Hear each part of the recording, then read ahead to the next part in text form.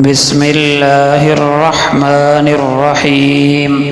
سیدنا ربیعہ بن کعب اسلمی رضی اللہ عنہ بیان کرتے ہیں کہ میں رات رسول اللہ صلی اللہ علیہ وسلم کی خدمت میں گزارا کرتا تھا اور آپ کو وضو کا پانی اور ضرورت کی چیزیں پیش کیا کرتا تھا۔ ایک رات نبی اکرم صلی اللہ علیہ وسلم نے فرمایا، جو بھی مانگنا چاہتے ہو مانگو۔ میں نے عرض کیا، اے اللہ کے رسول، جنت میں آپ کا ساتھ چاہتا ہوں۔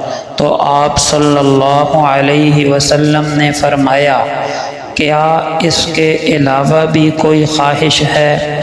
میں نے عرض کی، حضور بس یہی خواہش ہے۔ تو آپ صلی اللہ علیہ وسلم نے فرمایا، پھر کثرت سجود سے میری مدد کرو، یعنی فرض نمازوں کی ادائیگی کے ساتھ ساتھ نوافل بھی خوب پڑھا کرو تاکہ تمہیں جنت میں میری رفاقت حاصل ہو سکے۔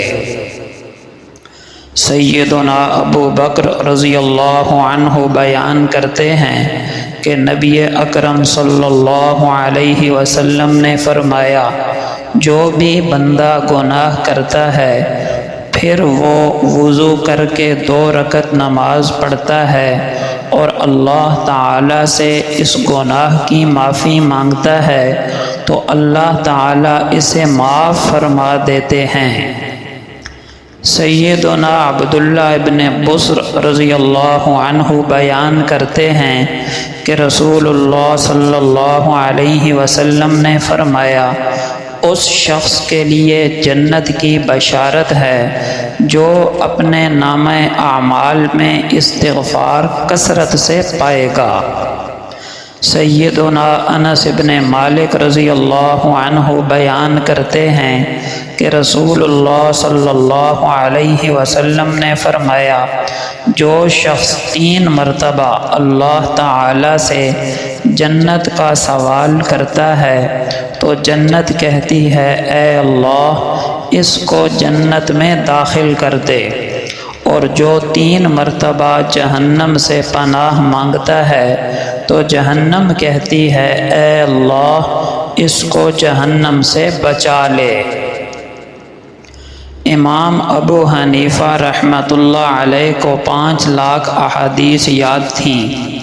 ایک دن انہوں نے اپنے بیٹے حماد کو نصیحت کرتے ہوئے فرمایا کہ بیٹے، میں آپ کو 5 لاکھ احادیث کا نچوڑ صرف 5 احادیث میں بیان کر رہا ہوں۔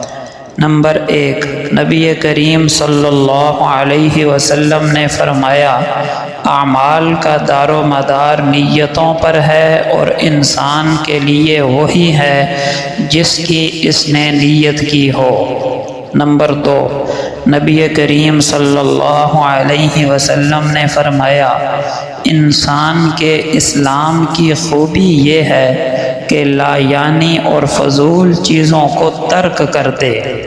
نمبر 3، نبی کریم صلی اللہ علیہ وسلم نے فرمایا، تم مومن نہیں ہو سکتے جب تک اپنے مسلمان بھائی کے لیے وہ چیز پسند نہ کرو جو اپنے لیے کرتے ہو۔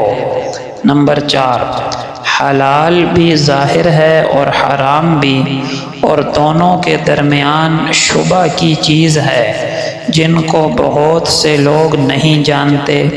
سو جو شخص شبہات سے بچا اس نے دین محفوظ کر لیا، اور جو شخص شبہات میں پڑ گیا وہ حرام میں پڑ جائے گا۔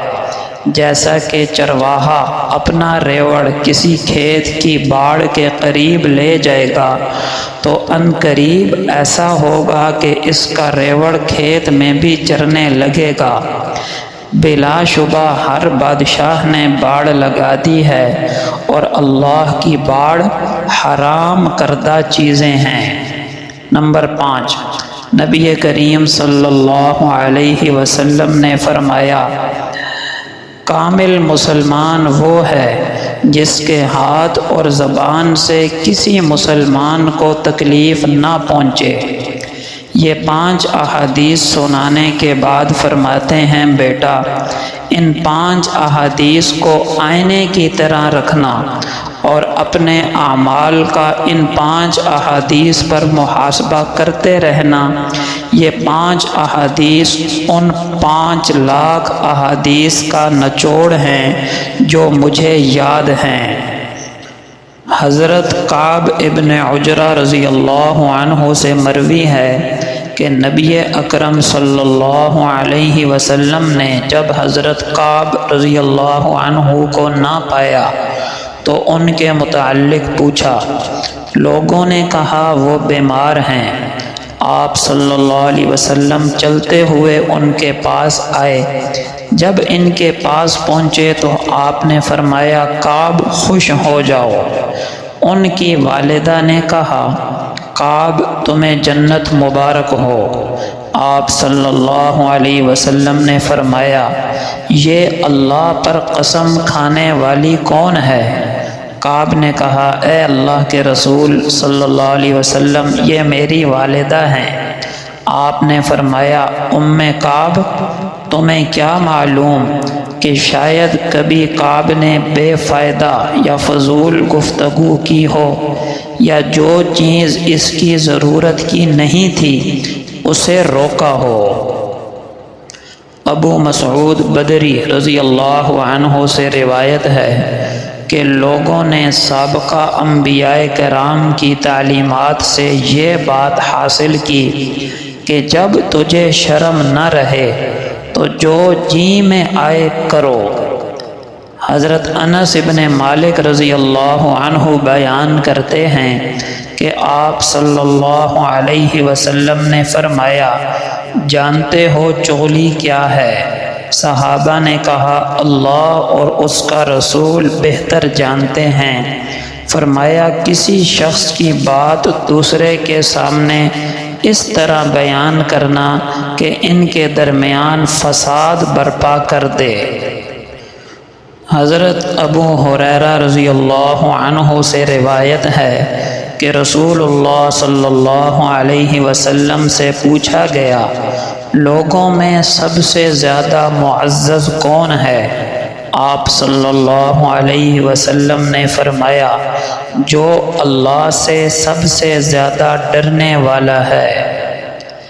ایک آدمی نے نبی اکرم صلی اللہ علیہ وسلم سے کہا مجھے ایسے کلمات بتلائیے جنہیں میں اپنی زندگی کا حصہ بنا لوں، وہ زیادہ کلمات نہ ہوں کہ میں بھول جاؤں۔ آپ صلی اللہ علیہ وسلم نے فرمایا غصے سے بچو۔ اس نے پھر وہی بات دہرائی تو آپ صلی اللہ علیہ وسلم نے فرمایا غصے سے بچو۔